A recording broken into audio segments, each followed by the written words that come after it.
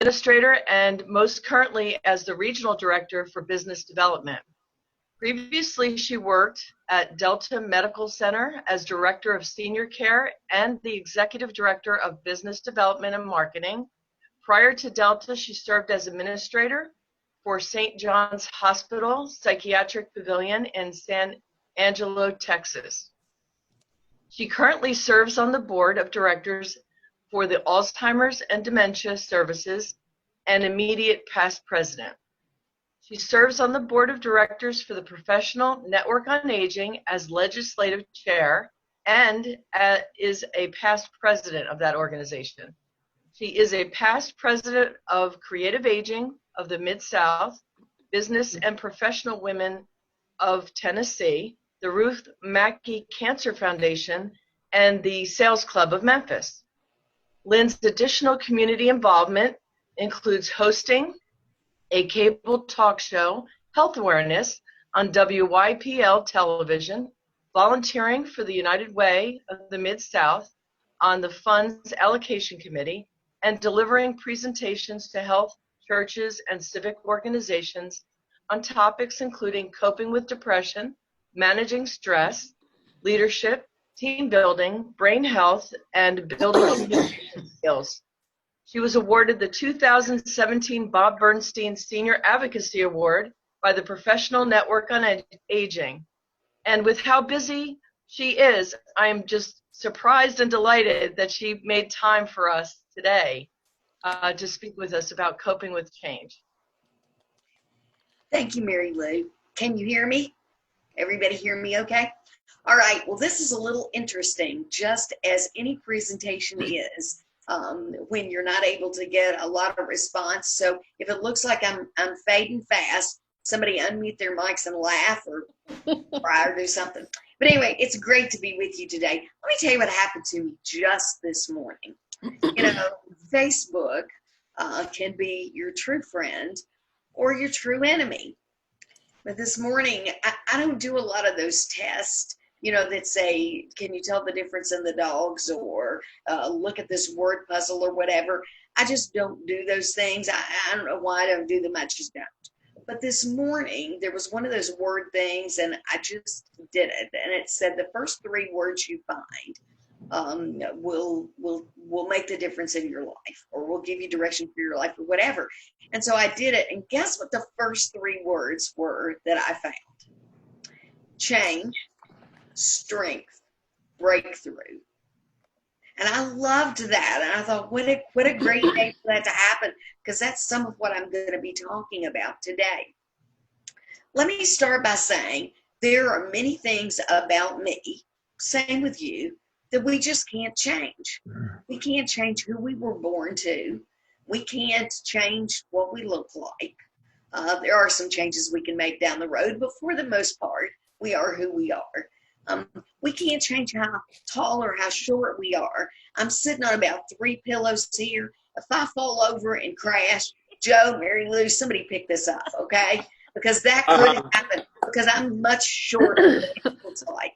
And with true transparency, also can't feel my legs sometimes because it cuts off the circulation because of the tall chair I'm sitting in. So there you go. A lot of information. But there are things I can't change. There are many more things that I can change. I can change the color of my hair, and believe me, I need to right now. I used to do it about every 6 weeks, and it's been a long while, so you'll just have to deal with these different colors of hair. I can change things about myself, like my attitude, and I can change it every day. I can change whether I look at things in a positive way or a negative way. And I can certainly change the way I treat people. I can change my outlook. So change can be good, but change can be daunting. And I want to talk for just a few minutes about how difficult change can be. Change, like is in the world today, can be such a jolt to our system that we're just almost rendered helpless. It's like somebody pushes us from behind and we fall forward, and then we struggle with knowing how to get up. And the change of the world right now is somewhat like that with this pandemic. It didn't really come out of nowhere, but it felt like it came out of nowhere. And for most of us, we struggle on a daily basis to just put our arms around it. What does the pandemic mean? What does it mean to our world? And what does it mean personally to us, to me? And with this pandemic, there comes such a challenge for us to make changes in everyday living, how we think and how we respond, how we react. So we're going to talk today a little bit about that. Because change sometimes happens quickly, as this one did, it can rock your foundation a little bit. It can make you a little dizzy. And sometimes it can change the very part of us that feels in control. And loss of control is something that I think we all feel during this time. That would be my dogs. If I mute them, you can't hear me. If you can hear them in the background, I may have to leave this chair and go kill them in a minute. So just trust me on that one. I can't stop them from working or protecting me. But loss of control is difficult. Most of us have a plan for ourselves. If you think about it, we have a plan for every single day. And some of it you just don't think about. It's just rote. You get up in the morning, you crawl out of bed, usually to an alarm. You get in the shower. You get dressed. You do those kinds of things. You don't even think about them. Sometimes you get in the car and go to work. Most of the time, that's what we do if you work. If you work from home, then you get up and you get dressed and you work from home. Things have changed a little bit. Here's what I'm used to doing. I'm used to being with people all day long. So one of the things that I do is I get dressed, I get in my car, I start my car, and I go to the first place on my list. And most of the time, that's an appointment with somebody to tell them about the services that we have at Unity. Sometimes it might be breakfast with someone. Sometimes it might not just be a colleague, it might just be a friend. But I will do that every day, and then all day long, I'm out doing those things, whether it is a meeting or whether it is selling my product. And that's what most of us do. So now, guess what? We don't do it just like that anymore. I can't sit across from you unless I maintain 6 feet distance. And most of the time, even then, I'm going to be wearing a mask. You don't hear me as well. I don't hear you as well. We're trying to communicate. But to tell you the truth, in the business that I'm in, I don't really even have that luxury.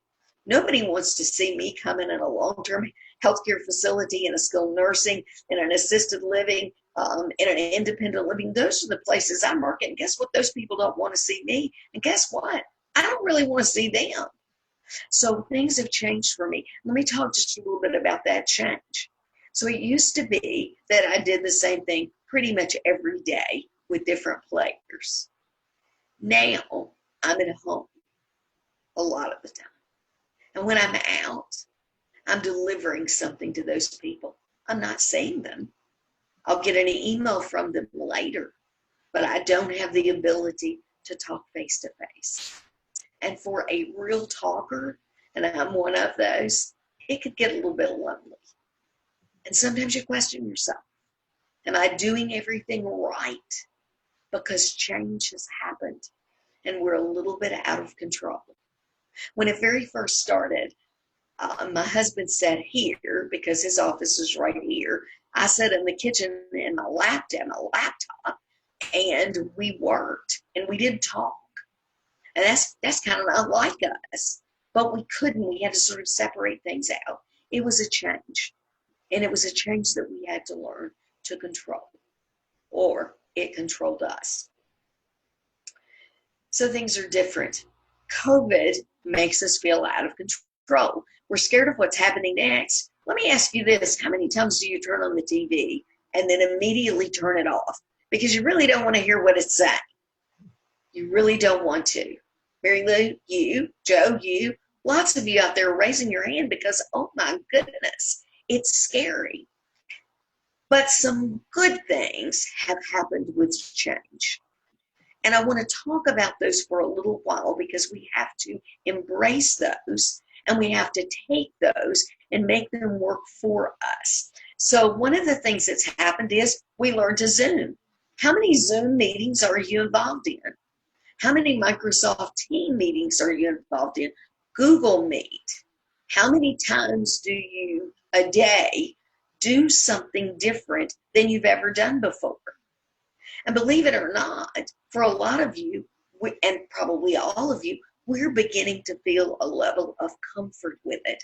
It's not quite as scary as it was the first time. I'll have to tell you, the first time I did a Zoom meeting, I could never get anything to work, so I had to do it from my phone. And from your phone is not your optimal way to do Zoom because you look sort of like a little postage stamp or something, but I had to do it anyway because that's the only thing I could work with.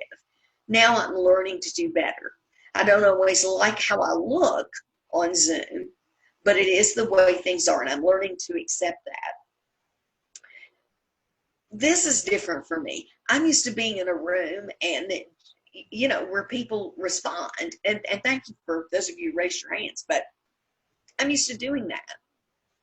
So when you're a presenter, you all of a sudden don't know whether people are agreeing with you, laughing at you, leaving the screen to go do something different because you're just really boring. You don't really know. So you have to work with those unknowns, but it makes you stronger in what you say. You weigh your words differently. And that's another change that's happened to us during COVID. We've learned to depend on things like emails, telephone calls, text. Now, I'm just going to take this few minutes to talk to you about this because I feel led to, so I'm going to. Email and text can be wonderful things. That they can change your life during this time. Facebook can even be a wonderful thing. But let me tell you that all those things can be the spawn of the devil if you are misusing them. Like, for example, understanding that on emails, you're telling a story. You're asking somebody for something. You're telling somebody about a change. If there's a reason for an email. Make that email count. Before you send it, reread it. Because right now, people are not seeing you face to face. They're seeing you through that email. Make sure you're doing it right. So that's the first thing. The second thing is, it's a pet peeve of mine, so I'm going to talk about it a little bit. During the pandemic, folks use social media a lot more. And we Facebook a lot. And sometimes it keeps us from being lonely. And sometimes it keeps us centered with our friends. And sometimes it makes us angry. And sometimes we prompt anger in people by the things that we say. You guys be careful on Facebook. I mean, I know that we all have platforms. We all have feelings. There's nothing wrong with expressions. But just remember that emails, Facebook, text, those things aren't immediately erased because you feel sorry for what you said. They're etched in somebody's mind for a long time. So be careful about that, because while the pandemic has made us communicate in a different way, and there's good about that, there's also some sketchiness about that. Be careful. It's important. After the pandemic, you don't want people not to speak to you. You don't want to be walking down the street and see somebody who you haven't seen in a long time, and you say, hey, how you doing? And they say, hey, I hate you now for what you posted on Facebook. How come you emailed me that thing? Why did you message me that? Be careful. Be kind to people. Understand what you're saying and doing affects everybody. Just so important, especially during this time. Okay, so I really like the fact that we're talking on the phone more because, again, sometimes you have to think through a little bit of what you say before you say it. We're not quite as spontaneous, and can be a good thing. One of the greatest things about the pandemic, and it can help you right now, And I promise you, it can help you with the aftershock, because we're having one right now. We'll have one again if the numbers rise. We'll have one again when this is all over with. Learn to be creative. Jen, I'm so glad you're in here.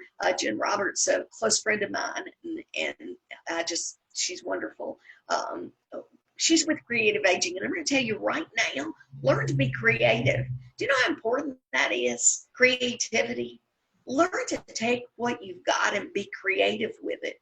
Read something different. If you've always read the same thing, now's the time to read something different. Write something. There are books on this screen right here. There are those of you who literally have something to say. Now's the time to say it. I mean, how many of you out there are now journaling? How many of you are writing things down that can later be a book? Your feelings are like nobody's feelings, so you got something in there to share. It's good for you to write it down before you forget it. It's also good to write things down, and journaling is such a wonderful, wonderful way to get through this pandemic, because on your very worst day, you'll remember that on your very best day. And you can go back and reference it and say, this was a really horrible day, but I got through it. I'm having a good day. Good for me. So that's something important to do. Be creative. Think of things that you can do differently in your home. Think of things that you can do differently for each other. Be creative in the way you're kind. Be creative in the way that you give gifts. Be creative in the way of writing a card. Let me get on my soapbox for a minute. How many of you write cards? Write a card. It's different than an email. It's different than a text. Listen, I save those things. I love it when people write me a card. I'm terrible at it, but I love getting it because it says to me you took some time. You didn't just fire something off on your computer. You really took time to write me a note, and I appreciate those, and I save them.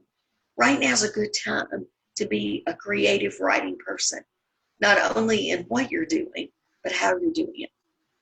Okay, so be more creative. Most of us have learned the art of being more thrifty. So I'm going to tell you that one way to cope with the pandemic is to be responsible. You guys, I'm hoping the economy's just going to zoom right back up. How about you? I'm hopeful. I'm cautiously hopeful, but I'm hopeful. It looks like it's going up a little bit. I want us to be safe. I don't want to be eating cat food when I'm 85 years old. Do you? I mean, I want to think I've been responsible. I've saved my money well. I've done some things that are smart things. And you guys, I'm telling you, if you don't do that, you're missing an opportunity. Look, remember how we used to, for those of you who love to go to the grocery store, I love to go to the grocery store, used to. I love to see what was new. I love to see what kinds of ingredients I could get that would be different, and I can make something different at home. Let me tell you what, folks, I get in that grocery store, I wash my hands, I wash that cart, my mask is on, and I'm ignoring you if I see you. Let me tell you that. I'm a woman with a purpose. I'm going down that aisle. I'm throwing stuff in. If I see somebody and they don't have a mask and there's a bunch of people with them and they don't have a mask, I'm not going to buy anything down that aisle. Now, I know that sounds a little silly to a lot of you, and that's okay. I can be silly about that. You can be silly about it too. Find what works for you. But it's important that you be thrifty right now.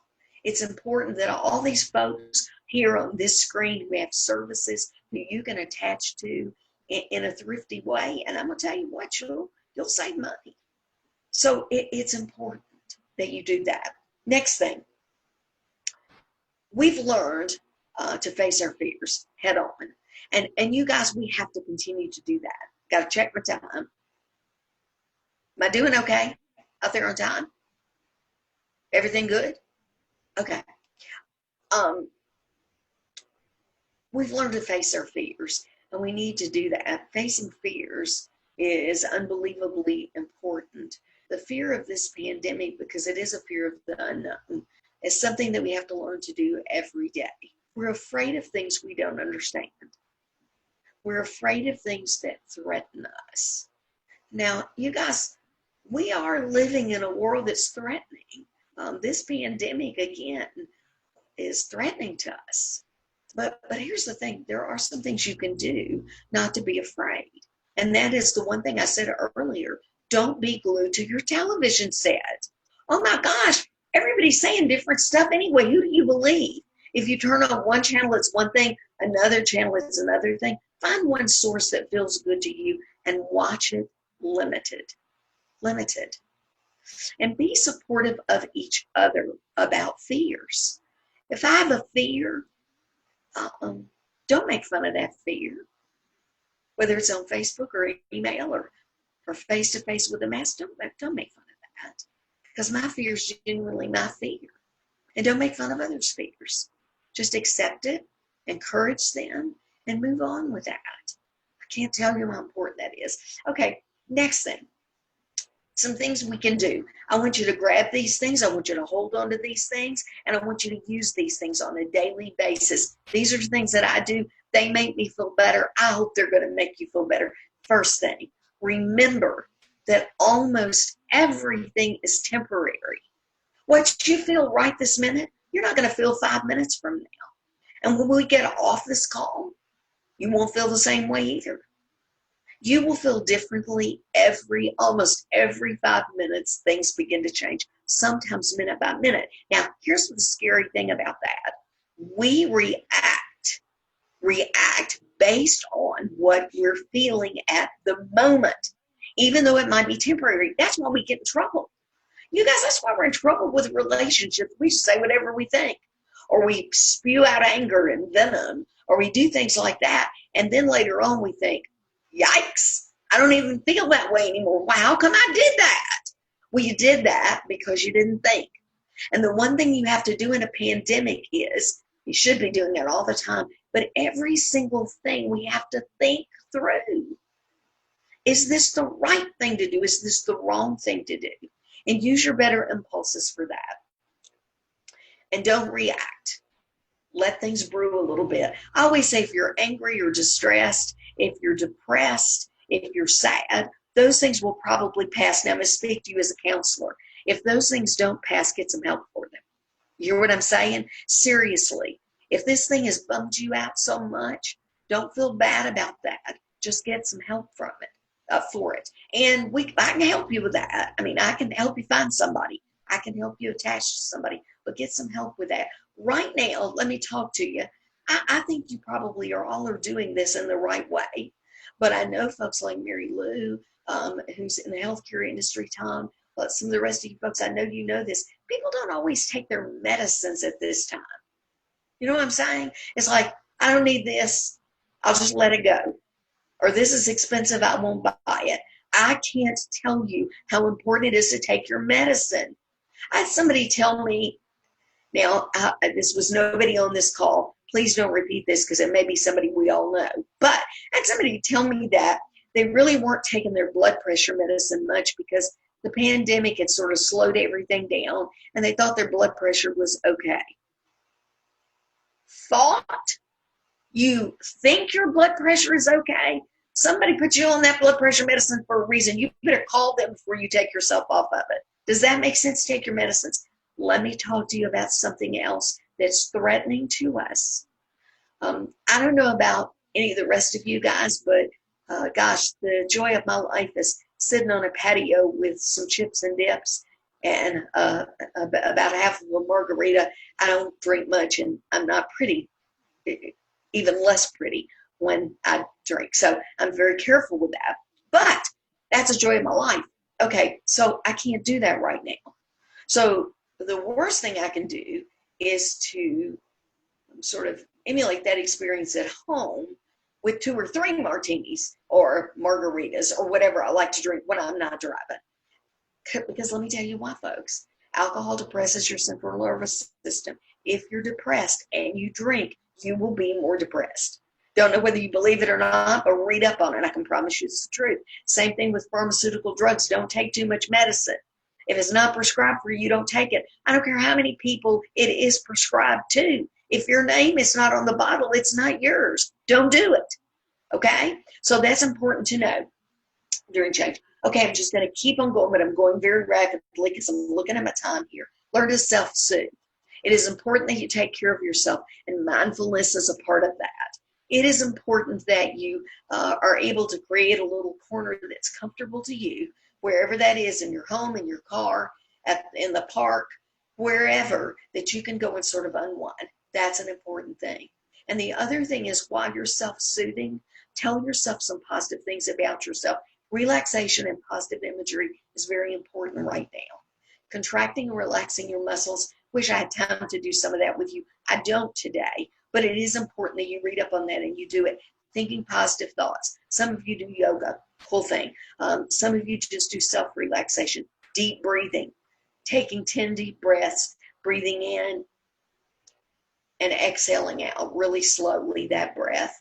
Even 3 or 4 of those can make such a difference in the way you're thinking. So I encourage you to do that. Okay, I talked about reading your favorite book, sleep better and eat better. Let me tell you about eat better. If I don't start eating better, I'm going to be the product of my 600-pound life, and I really don't want to have to go there. I don't want somebody to have to take me out of here in a crane because I've eaten too much cannoli. I'm telling you, I love to eat during this time. Don't you? Be careful. Be careful about, thanks for the hand raise, be careful about what you're eating. Be careful about what you're drinking. Just realize we're coming out of this pandemic at some time. I believe that we are. Okay. 7, Joe, 7. Okay, got it. We're going to come out of this pandemic, and we don't want to come out of it changed for the worse. We want to come out of it changed for the better because we've embraced some of these things. Next, worrying about something will not change it. I call that hand wringing in the head. I can tell you it won't change things. The things you can change, go about changing. The ones that you can't, don't worry about. You're wringing in those hands in your head, you're going to cause such distress, you'll never get beyond it. If you can't change it, don't let it change you. If you can't change it, don't let it change you. Just accept it and move on to the things that you can change. Know when to step away from the things that are self-destructive. We talked about that with TV. That's also with people, folks. You know, people out there are toxic. You know who those people are. Step away from them. That's your responsibility, not theirs. Do you think they care that they're toxic? No, they don't. But if it's affecting your life, step away from it. Another whole topic, but we'll do that another time. Learn to love yourself.